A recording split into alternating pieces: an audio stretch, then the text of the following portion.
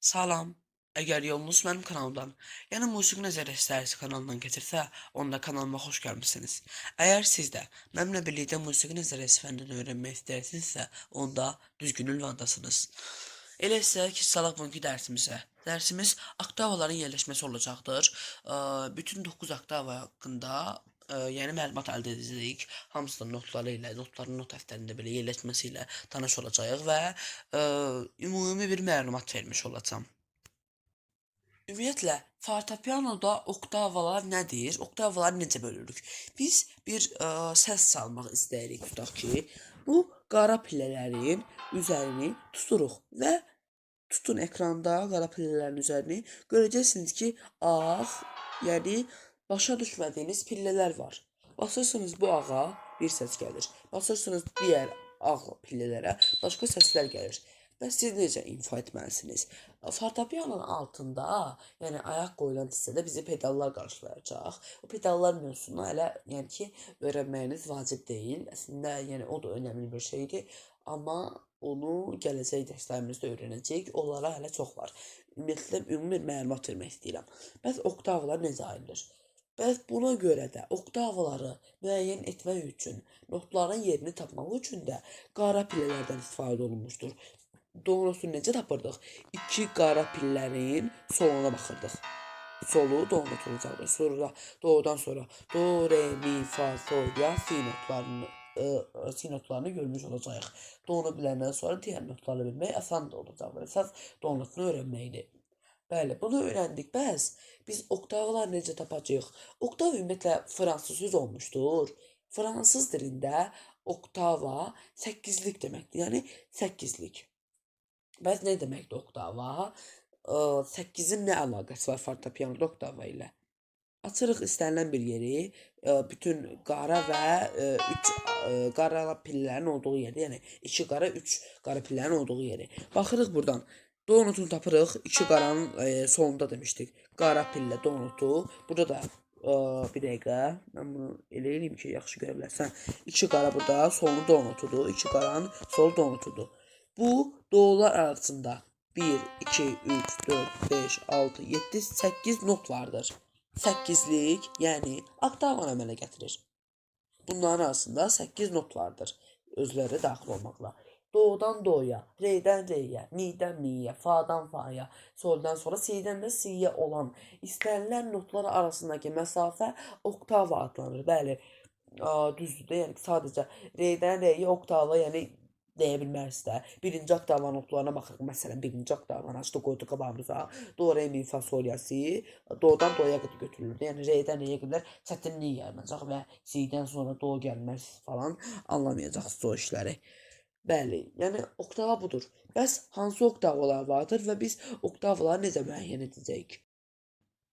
Baxdıq, subkontraktava indi notların yerləşməsini göstərəcəm mən sizə. Sonradakı onların yazılı şəkildə göstərəcəm ki, hansı not hansı xəttin arasında yerləşir. Baxaq, bir dənə bataçalı çəkək buradan, elə göstərəcəm sizə. Öncəki dərslərimizdə demişdim, səs düzmə oktavalar dərsini izah edəndə ikinci dərsimizdir. Əgər baxmamışsınızsa ona da baxa bilərsiniz. Burada necə olur? Bu 5 dənə əsas xətt var. Bunların heç bir üzərində not yazılmayacaq və alt əlavə xətlər üzərində yazılır. Bax, 6 dənə əlavə xətt çək burada. Və çəkim 6 əlavə xətt.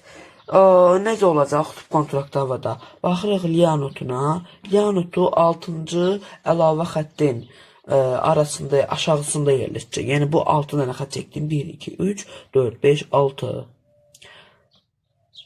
Bəli, burada aşağısında yerləşəcək. 6-cı əlavə xəttin aşağısında. 6-cı əlavə xəttin aşağısında. Baxdıq si notuna. Si notu 6-cı əlavə xəttin üzərində yerləşəcək. 1, 2, 3, 4, 5, 6.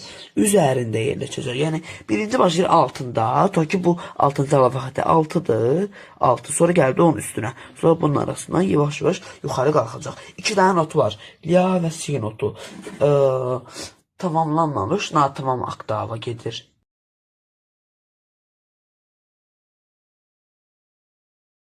Fortepianoda baxdıqda da ən solda olan oktava notları subkontraktava notlarıdır. La, si, 2 dənə not var. bu qara pilləli əsləri öyrənməmişsə, onların adlarını demək hələ ki düzgün olmazdı. Yəni onları öyrənməyə hələ çox var. Bu oldu bizim support oktavamız. Keçək indi kontraktavaya. Kontraktavanı da izah edək. Bir dənə yenə bas açar. Burada fərqi yoxdur. İndi mən bas açarını izah etmək istəyirəm. Açarın yəni açar çəkmək söz deyil. Sadəcə izahdadır ki, nə əsər yazdırıq, nə də əsər oxuyuruq burada. Kontraktavan notlarında do, re, mi, fa, sol bütün notlar var. Amma yenə də bu əsas xətlərin üzərində yerləşmir. Aşağıdan başlayır yuxarıya. Baxın, ən aşağıda yerləşir ilk oktavalar, ilk havalar. Yəni bu 5-in aşağısında. Aşağı yuxarısına qalxır 5 xəttin üzərində, sonra 5 xəttin yuxarısında, yəni 5 xəttin üstündə yerləşir. Deyirik ya 3-cü, 4-cü, 5-ci oktavanın notlarında elə olmuş olur. Baxırıq do notuna. Do notu yerləşir 5-ci alt əlavə xəttin altında. 1, 2, 3, 4, 5. Alt əlavə xətt deyil. Onun altında nə yerləşir? Yerləşir do notu. Sonra da baxırıq kontraktava re notuna. Re notuda yenə də 5 dənə çəkirik. Bu 5-ci xəttin altında idi. Re notu isə 5-ci xəttin üzərində. Üzərində və üstündə olmalı olur da, yəni. Re notu. Gəldik mi notuna. Mi notu isə 4-cü alt əlavə xəttin altında yerləşir. Bu oldu mi notu. Sonra gəldik fa notuna. Fa notu 4-cü xəttin üzərində yerləşir. Alt əlavə xəttin üzərində. Altında idi, keçdi üzərinə. Bu oldu fa notu. Sonra gəldik sol notuna. Sol notu isə 3-cü alt əlavə xəttin altında yerləşir də. Fa, sol notu. Gəldik la notuna. La notu 3-cü xəttin üzərində. 3-cü xəttin üzərində la notu. Gəldik sonuncu si notumuza. Si notu isə 2-ci xəttin altında. Si notu. Deməli, bir də təkrarlayırıq. Do notu harada yerləşirdi? 5-ci alt əlavə xəttin altında. Re notu 5-ci alt əlavə xəttin üzərində. Mi notu 4-cü alt əlavə xəttin altında. Fa notu 4-cü alt əlavə xəttin üzərində. Sol notu 3-cü alt əlavə xəttin altında. La notu 3-cü alt əlavə xəttin üzərində. Si notu isə 2-ci alt əlavə xəttin altında yerləşir. Bu da nə oldu? Kontraktavanın notları. Do, re, mi, fa, sol, la, si. Baxın, böyük oktava. Böyük oktavada do, re, mi, fa, sol, la, si. Bütün 7 not vardır. Tam oktavadır. Böyük oktavada do notu yerləşir 2-ci alt əlavə xəttin üzərində. Re notu 1-ci alt əlavə xəttin altında. Mi notu 1-ci alt əlavə xəttin üzərində. Fa notu 1-ci xəttin altında. Yəni bu əsas xəttdir də. Görürsüz alt əlavə xətt demədim. 1-ci xətt dedim. Sol notu 1-ci xəttin üzərində, la notu 1-ci və 2-ci xəttin arasında, yəni ortasında, si notu 2-ci xəttin üzərində yerləşməkdədir. Bu da olacaqdır. Böyük oktavanın notları do, re, mi, fa, sol, la, si notlarından ibarətdir. Eşitməmiş olmarsınız. Bas açarının notları. Bu bizə qaranlıq gələ bilər. Bas açarının notları nədir? Yəqin ki, mənim dərslərimə qulaq asmazdan əvvəl başqa dərslərə də qulaq asmış ola bilərsiniz. Orada bas açarının notlarında bir şey eşitmiş ola bilərsiniz, amma ola bilər ki, başa düşməmisiniz. Bas açarı, biz bas açarını keçən demişdik ki, bas açarı da gördüyünüz kimi. Kiçik oktavanın fa notundan götürülür. Baxın, fa notu deyil bu da. Görürsünüz, bas açarının başlanğıcı. Yəni, bas açarı kiçik oktavanın fa notundan götürüldüyünə görə. Kiçik oktavanın notları bas açarının da notları adlanır. Amma siz bas açarı olaraq yox, hələ kiçik oktavanın notları olaraq yadda saxlasaz bəsdir. Çünki siz bilirsiniz ki, bas açarı kiçik oktavanın fa notundan götürülür. Neyse, devam edək. Kiçik oktavada do, re, mi, fa, sol, la, si bütün 7 not vardır. Tam oktavadır. Kiçik oktavanın do notu 2-ci və 3-cü əsas xətlərin arasında. Re 3-cü əsas xəttin üzərində. Mi 3-cü və 4-cü əsas xəttin arasında. Fa bas açarının, yəni başlanğıcı 4-cü xəttin, 4-cü əsas xəttin üzərində, dördüncü əsas xəttin üzərində. Sol, dördüncü və beşinci əsas xətlərin arasında, ya, beşinci əsas xəttin üzərində, si, beşinci əsas xəttin üstündə yerləşir. Bu da oldu bizim kiçik oktavamızın notları. Do, re, mi, fa, sol, ya, si. Baxın birdən bura birinci oktavanın notlarının yerləşməsidir bu yazılı şəkildə. Do birinci əlavə xəttin alt əlavə xəttin üzərində, re birinci xəttin altında, mi birinci xəttin üzərində, fa birinci və ikinci xəttin arasında, sol ikinci xəttin üzərində, ya ikinci və üçüncü xəttin arasında, si üçüncü xəttin üzərində. Notların yerləşməsinə də baxaq. Bir dənə skript qaçarını çəkirik. Biraz kövrud oldu. Eybi yox. Do notu birinci alt əlavə xəttin üzərində do notu yerləşir.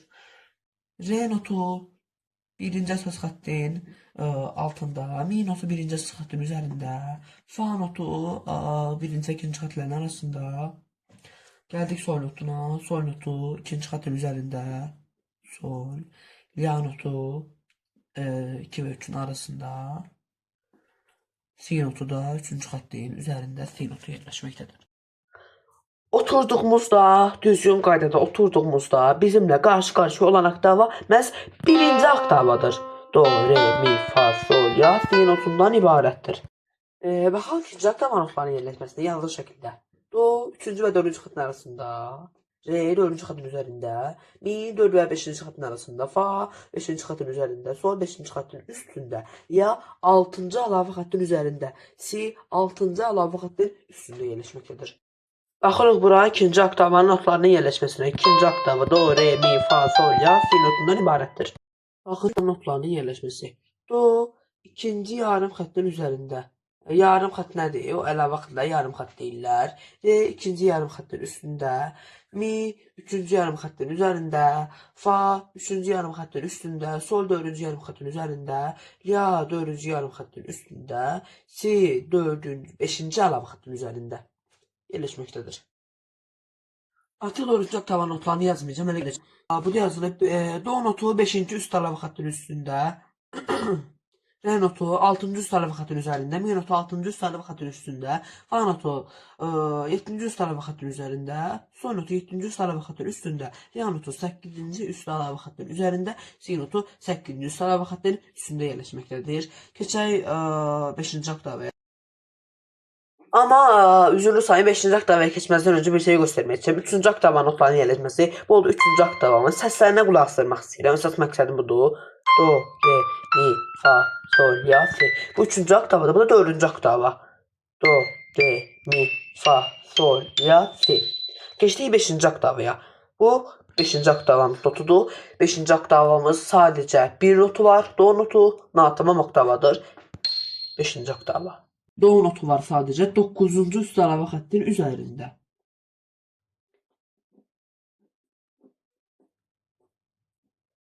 D, 8, burası 9. 9-cu üst əlavə xəttin üzərində. Bu oldu do notu. Yəni oktavalar haqqında məlumat bu qədər idi. Bütün notlar, baxırıq ilk notumuzda, la notudur. Bəm notlardır bu notlar. Amma baxırıq son notumuzda, son notumuz ya notudur. Sonda olan notlar isə zil notları adlanır. Yəni bəmləşmədən zilləşməyə doğru. Hər bir notun öz səsi vardır. Yəni onu ham bilir ki, hər bir notun öz səsi vardır. 7 not vardır. Do, re, mi, fa, sol, ya, si. Eyni şəkildə do, re, mi, fa, sol, ya, si. Eyni şəkildə do, re, mi, fa, sol, ya, si. Bunu biz oktavalarla müəyyən edə bilirik ki, bu bəm səsi biz hardan bilə bilərdik ki, bu kontraktava notlarıdır. Oktavaları əzbərləməklə. Do, ümumiyyətlə qara pillərlə olmasa, yəni mümkün müəyyən etmək olmazdı. Ağapağı pillələr baxacaqdıq ki, bunlar bəm notları olaraq gedir, bunlar isə zil notları olaraq gedir. Heç vaxt anlaya bilməyəcəkdik ki, bu do notunu buradan götürmək olar. Bəlkə biri qara olmasaydı, buradan götürəcəkdi do notunu. Bəli. Gəldik natamam oktavalara. 2 dənə natamam oktavamız var. Kontraktava ilə 5-ci oktava. Oktavalar daim bir-birini tamamlayır. Buna müxtəlif nümunələr göstərmək olar. Məsələn, kontraktavanın son notu kontraktavanın ilk notundan bir dənə yuxarıdır. Yəni fortepiano tək alətdir ki, lazım olan şəxslər onu çalmaq istəyəndə, yəni ki, bilən şəxslər, konsertlərdə falan da ifa edən şəxslər bunu çalmaq istəyəndə heç bir yəni fərqli quraşdırma eləmirlər. Görərsiniz, saz çalanlar, gitara çalanlar alətdə bəzi dəyişikliklər edə bilərlər. Onlar fərqlidir. Amma fortepiano tək alətdir ki, bastıq, mi notu idi də bu. Başlayaq çalmağa. Və əsəri buradan mi'dən başlaya bilərik, davamını gətirə bilərik. Hər bir fəndə, dərsdə, nə bilmə, hər yerdə olduğu kimi musiqidə də notlar vardır. Yəni hər yerdə not yoxdur, onu demək istəmirəm. Hər yerdə təməl vardır, musiqidə notlar vardır. Azərbaycan dilində öncə hərfləri öyrəndik. Do, re, mi, fa, sol, la, si, musiqidə bunu öyrənirik öncə.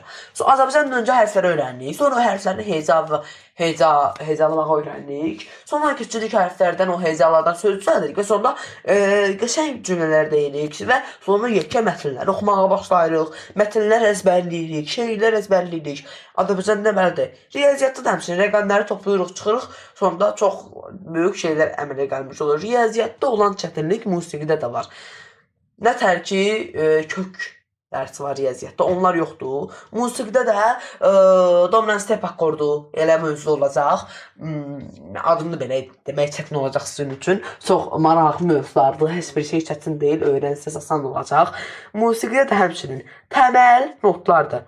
Do, re, mi, fa, sol, la, si öyrəndik. Sonra onları hərf və heca adlarını öyrənəcəyik. Məsələn, lia, ha hərfi ilə yazılır, yəni h hərfi. H hərfi bildiyimiz.